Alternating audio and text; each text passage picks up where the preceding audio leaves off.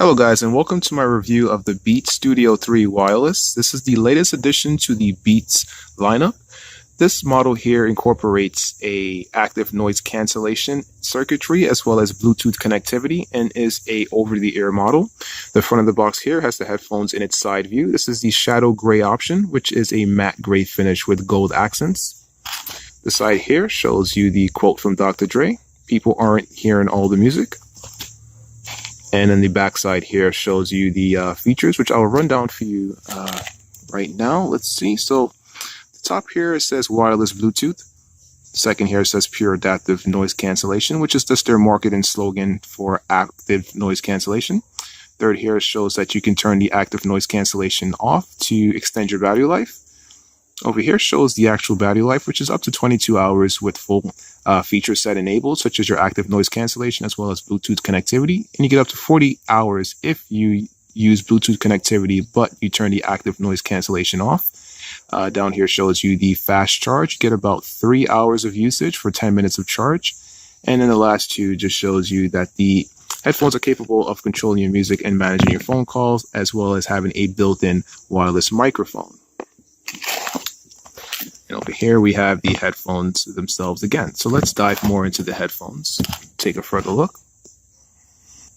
Right, underneath the box here, you have the Beats logo in gold. Depending on the color scheme that you get is the color that you're going to see. Underneath that, you get the slogan, "Change the way you hear sound."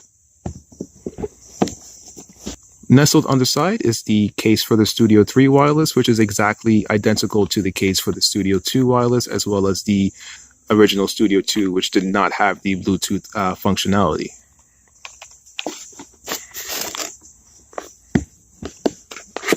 Underneath that, you have your more accessories. You have your little folder here, which houses the quick start guide, manual, and warranty information, as well as a sticker. You get two cables. Get your standard 3.5 millimeter to 3.5 millimeter connection, which also has a inline control, which allows you to speak into it because it has a built-in microphone, has play, pause, phone call manipulation, answer and hang up, as well. You can press and hold to summon your voice assistant. You also can control the volume levels. Second cable that you get is your micro USB to standard USB to charge the headphones, as well as plug the headphones up to a computer and allow a firmware update. If you are using an iOS device, thankfully due to the W1 chip, you can just update the firmware of the Beats headphones somewhat seamlessly and automatically through the actual operating system. However, for Android users such as myself, we would have to plug this headphone into our computers to then upgrade the firmware through the Beats Updater app. Lastly, you have a carabiner, which allows you to latch the case to your bag.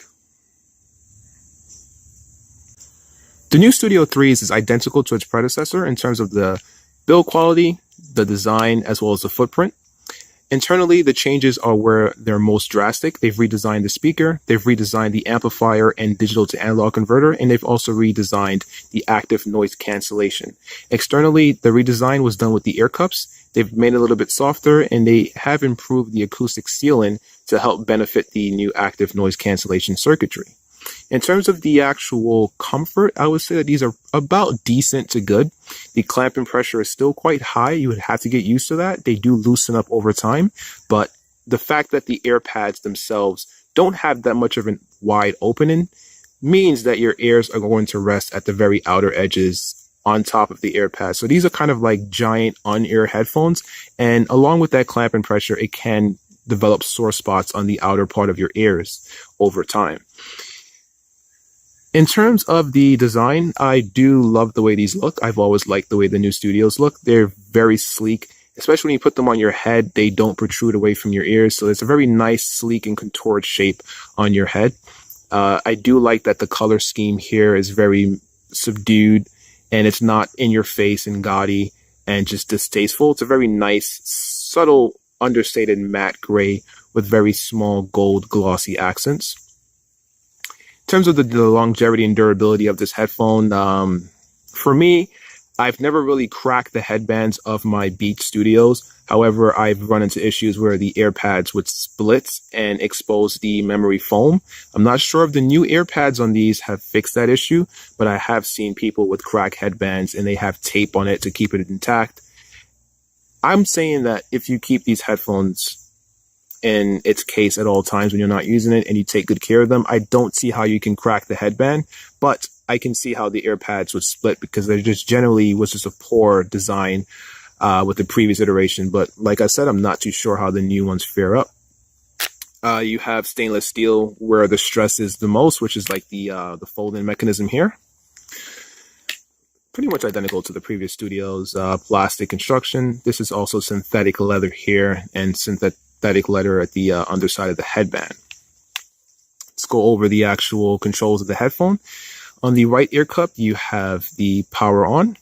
You have your LED notification, which tells you your battery life, and you have your micro USB connectivity. Over here, you have your 3.5 millimeter port here, and then you have your LED, which signifies your Bluetooth, pretty much your Bluetooth status. On the left ear cup, you have your controls for your media and your phone calls. If you press this, this is like your multi-functioning button. You can play, pause.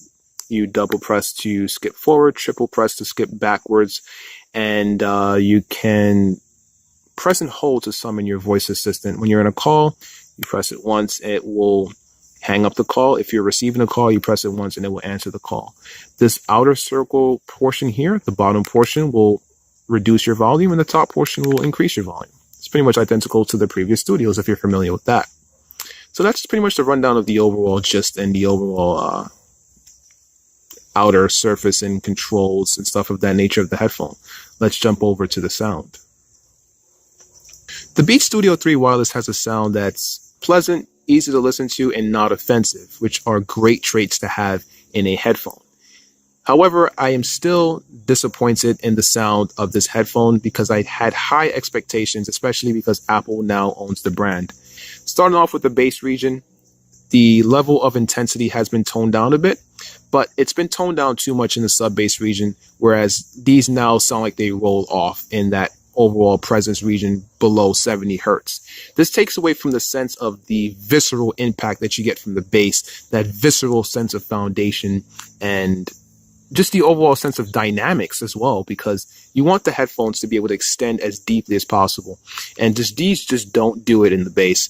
The bass is more focused around the mid bass region and the upper bass region, which has a tendency to bleed into the mid range because it doesn't have that finesse control over those frequencies, especially of a headphone of this price. The bass tightness, the focus, the sense of dynamics and impact is just a bit mediocre. It sounds a bit fat, if I can put it into that kind of perspective. It just sounds a bit fat and nearly monotone. I'm not really going to push it to that level, but it just sounds nearly to that point. There's still details to be heard in that frequency, but I just wish it was shaped up and a little bit more quicker in its response and transients and being able to give you that tactile punch and feedback that I'm so used to with other headphones, such as the Bowers & Wilkins PX and the Sony WH-1000 XM2s. Moving over to the mid-range, these are pretty clear and detailed in that frequency response. However, they do suffer from the bass bleeding over into that region. Creates this kind of like overly hefty and emphasized chesty sound to the lower mid-range that does hurt the vocals a bit. And it really hurts the sense of space in the recording. In terms of separation, still, this is actually pretty good in terms of placing the instruments around and keeping them separated. But because the sense of space and the sense of depth is just really not there with these headphones, and the soundstage being so narrow and constrained as a result, it sounds like everything is kind of all coming from one spot, but they're still somewhat separated, which is a good thing. Because if they were not separated and they were all coming from one spot, then we would have a disaster. Moving over to the treble, thankfully they're not harsh. They sound pretty clean. They're not grainy. I don't really notice any glaring issues with the treble. Other than that, they don't really extend that far. which also hurts the sense of dynamics. I had somewhat of a similar issue with the Bowers & Wilkins PX, but I feel that the PX extends pretty good. It's just that the overall treble on the Bowers & Wilkins PX was kind of shelved down a bit. However, the treble on this is excited in the lower treble region, but then it just takes a giant shelve downwards in the upper treble region, somewhat similar to the way the bass is. It's kind of like a V-shaped sound. And that really hurts the dynamics when you have emphasis in those frequencies, but then at the very extremes, it rolls off. That's what I don't like about these headphones.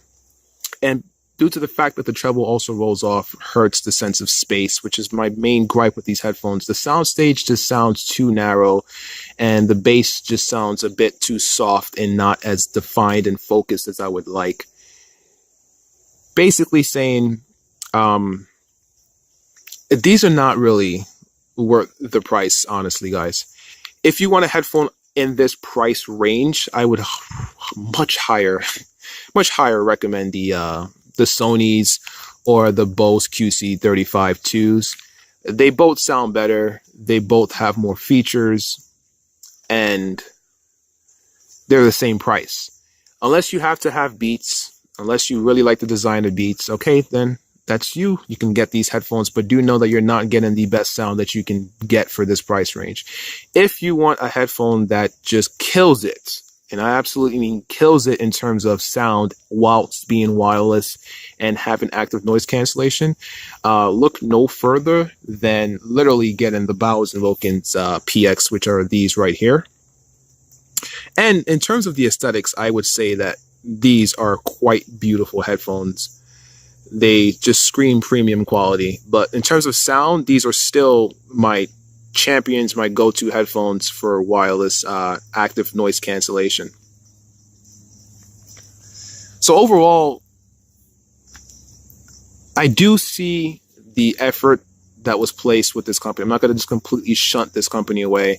I do see that they made an effort. They've improved the active noise canceling. It doesn't have that much of a white noise as the previous iteration does. It's a bit better in terms of its effectiveness. They've tried to improve the AirPads for comfort. They've tried to improve the speaker. This does sound better than the previous studios, but a lot of other companies are making strides as well, and they're showing that they're better at designing, acoustic properties better than these headphones. So if I would have to recommend this to anyone, it would just be to someone who just needs to have Beats. But if you are wanting to spend, at this current time of the video, $350, I would steer you towards the Sonys or the Bose. If you want the best sound, definitely get the Bowers & Wilkins PX. Until something better comes along, these are the champions for now. So if there has been something in this video review that I have not covered, please feel free to answer in the comments below, and I will try to answer them to the best of my ability. Thank you for watching. Later.